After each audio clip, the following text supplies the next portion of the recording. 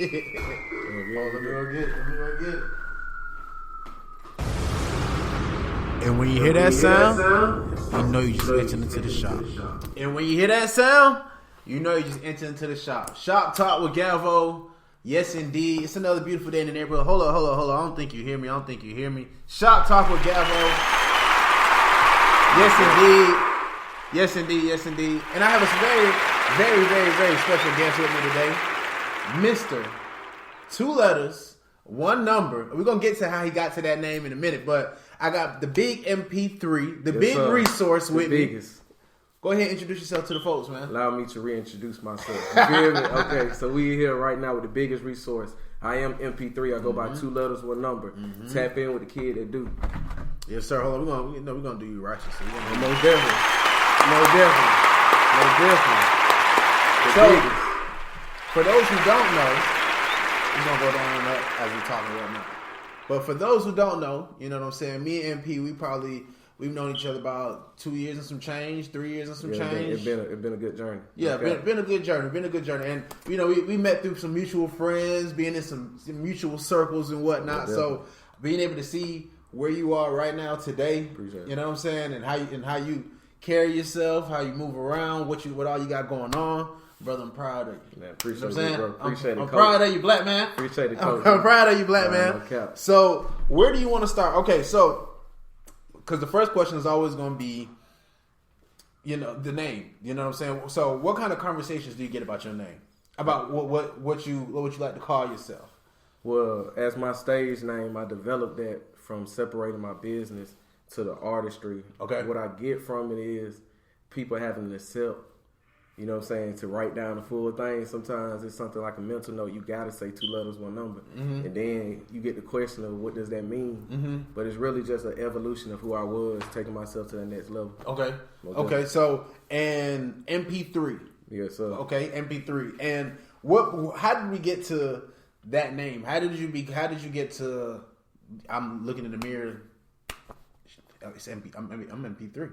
How did you get, I woke up like that. I was called MP for the longest. You know what I'm saying? What's that short for? My initials is MP. You know what I'm saying? That's crazy. Yeah, I just did that math. Yeah. Okay. My initials is MP. Big MP. Yeah, the biggest. But, all right. And I came from, you know what I'm saying, 3 was just something that was cool. My brother gave me that name. MP3 was just something smooth. Okay. But then I learned how to make an actual principle behind it. Now it stands for mind, body, and soul. That's what's up. 2 letters, 1 number. You know, 2 letters is the MP. 1 number is 3. Yes, sir. So, you know, we just moving along and just trying to make sure they understand the business. All right. Now let me ask this one question now. That phrase, that 2 letters, 1 number, you know, what happened? How did you get to that? How did, you know, where did that name drop? You know, how did we stumble across that, brother? Okay. You know, say, it's too. Hold on, we're gonna get to that. No, we're gonna get to that. We're gonna get to that. I got you. All right. That's a bit. What happened was, anytime that you're a new artist, you gotta explain to people who you are. So I would usually be like, man, search my music. My name is MP3, and I would still get the same, you know, stuck moment. Because, you know, people be hesitant to learn something new every time. I would break it down like 2 letters, 1 number. And then, you know what I'm saying? So they like, oh, so you just not spelled all the way out, all that other crazy shit. So now we on to, like, you know, evolving into it. I just thought it was something smooth. Okay. I didn't hear anybody else's name like that. Okay. You know what I'm saying? I set the standard for that one. Now, it is a little more extensive, and it requires detail. You know what I'm saying? Like you said, for people to having to write it all out. So I asked you, you know, what all you wanted to cover, what all you wanted to talk about, because you got, you know what I'm saying, you cover a lot of bases, you know what I'm saying, and your rap sheet, your credentials, your resume, it's extensive, you know what I'm saying. So what all do? You know what I'm saying. So you are an artist, and you make hip hop music. What kind of music would you classify it as? Right now, I do make hip hop to a pop R&B sound. Okay.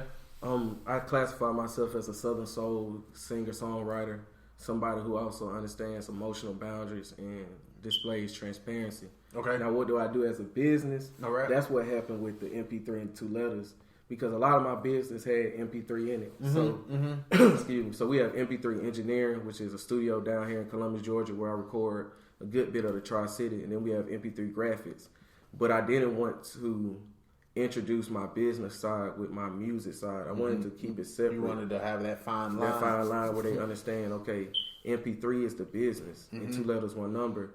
It's also the business, but that's the music. Yeah, that's the music. That's the music.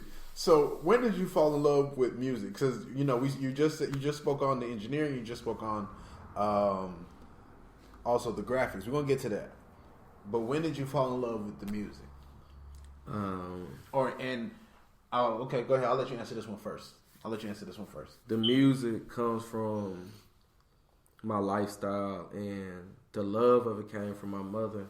My mother's name is Melody. Okay, hey Miss Melody. You feel me? Hey Miss Powell. But also Melody is a phrase within music, so I knew it was a calling.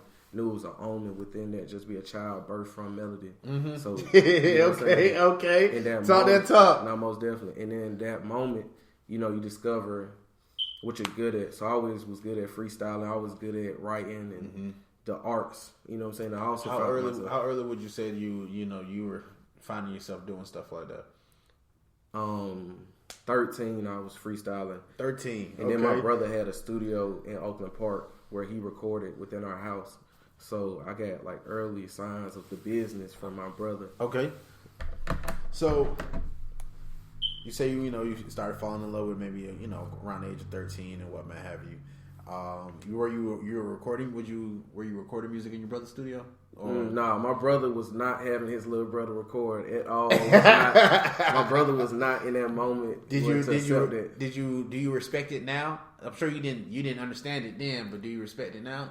Nah, he gotta respect it now. Okay, that's my brother, but it's all love. 12 to 13, he wasn't with it. 14, the hood knew that MP could rap, and he had to do it. You know what I'm saying? So 15, he was recording me. Okay. 16, you know what I'm saying? I moved to Boxwood.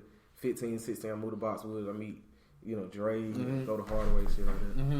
More definitely. Okay, all right. So you naming neighborhoods. Where are you from? I am from the south side of Columbia, Georgia. They call it the Noya. I'm from Oakland Park. I'm from Drake Street bound. Okay. You know what I'm saying? But my father's side is from Gary, Indiana. All right. So I did a lot of traveling from Georgia, all the way up to Indiana. Okay. All right. Do you think growing up here in Columbus has shaped you to be the man that you are now? Most definitely. My city had an impact on me. Understanding my business had an impact on how I stood in the streets. Had an impact on how I presented my music. But yeah, it influenced me. I tell you that it influenced me, and then it made me make smarter decisions from seeing some of the falls and trials and tribulations, right? My own city. Okay, all right. So let's see. We talked about where it started. What's been the biggest challenge for you? What's been one of the biggest challenges for you along this most recent journey? Because since COVID came in, you ain't been doing as many shows and showcases and whatnot. But prior to, you definitely you've been moving around and circulating throughout the city, and throughout period. You know what I'm saying? Your music is available on all major platforms. On all major platforms right now. Search 2 letters, 1 number. But the hardest challenge, big bro, is like, talk to me. The hardest challenge was to understand that the only person that was stopping me was me. And I'm now getting out that shell where I understand, like, it was nothing. Like, that's why I said with that city influenced me, but I used to try to base that off that. But we made a lot of more movements this year, you know what I'm saying, marketing to outside sources, understanding, like, it's a bigger market than just your city. Right. And then the city picked up on it. The people that already know you. Yeah, then the city picked up on it, though. Shout out to the city, because we hit the radio a couple times this year. Oh, yeah, for sure. Yeah, shout out to, we can talk about that in a second. You know what I'm saying? You know what I'm saying? Talk about that in a second. So, you're into the music. And technically, you don't work full time, right? You don't work at all. You don't work at all. I started working 2 to 3 years ago. 2 to 3 years. So let's talk about that. What brought that decision upon you to want to see that through, and how are you pushing through? You know what I'm saying? Because I know it ain't easy every day. The decision came from not having one foot one foot in a job and one foot in my business. So the decision was not even a leap of faith. The opportunity met the right time. I've been working hard. I was already building my business up, building my clientele up. You know what I'm saying? Understanding it's going to be some long days where you don't get the money. It's going to be some short days where you get a lot of money. But then just understanding like, shit, all I got to do is just keep going in. I didn't, you know what I'm saying, question it. I didn't look at it as a leap of faith. I just knew that it was the right time. It was the opportunity. And if you go back to why I started recording people, my city is filled with a lot of talent, a lot of musical artists. And me, I'm a businessman, so I monetized and looked at the surrounding area and was like, man, it was a need. Yeah, it was a niche and a need for it because the city need an engineer who understands the artist perspective. The city needed to see, okay, I can afford to do this, and I can apply this much pressure, and I can look professional without, you know what I'm saying, outsourcing to a major city or another city. Without having to leave home. Yeah, most definitely. That's why the big resource came from. Okay. Biggest resource came from right here in the city.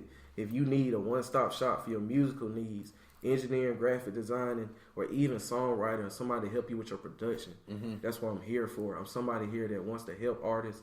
And also, as an artist, I'm somebody here that's going to blow the city up for us. Okay. So, you know, it's both ways on that. So how did you find yourself into these different pockets? You know what I'm saying? Because in order to do so, that means you got a lot of different passions and you've harnessed them. You know what I'm saying? Because you don't really find too many people creating music on the front end and on the back end, making graphics. You do though. Do you?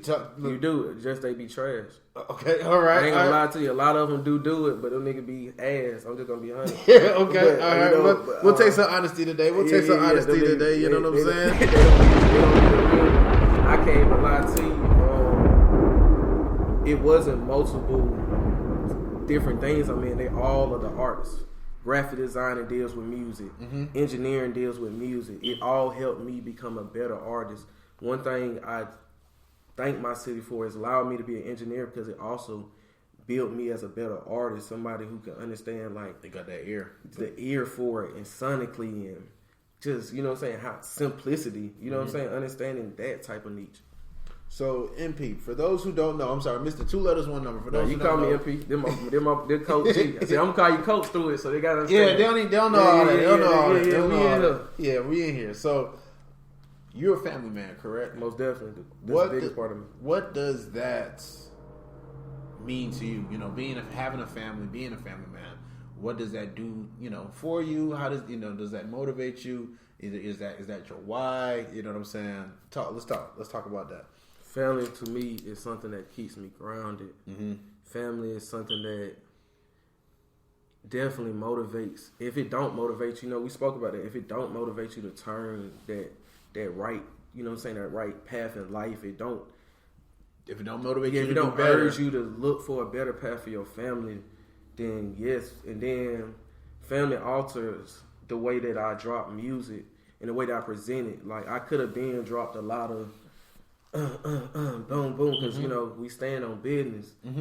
But, when I release my music, I think about my children. I think about my little cousins. I think about giving people music that they can bump with their grandmother. You can play PTSD with your grandmother. You can play it with your little cousins, and both of them gonna feel it. It's nothing. It's transparency through it. It's not no whole bunch of fluff. It's not a whole bunch of rah. And right. Then family, and I feel that too. On that. You feel me? Family made. I'm not to cut y'all a bit, bro. Go ahead. Family made me understand that, man, I got to take my passion and my talent in something that I'm using in my free time to monetize it. Family told me, Malcolm, if you 3, 2 letters, you know what I'm saying, one number, it told me, like, man, if you don't wake up and make sure that them kids not one have a roof and something to eat, that's the minimum. Right. If they ain't having their own way, you can't have your way. So I told people I ain't gonna return to, say they see these diamonds on me, but I ain't returning until my kids were straight. Yeah. You know what I'm saying? We doing bigger stuff for my family than anything. My lifestyle, the whole package comes with that. You know what I'm saying? You're gonna see my kids, you're gonna see my lady, you're gonna see my mom, you're gonna see somebody who cares about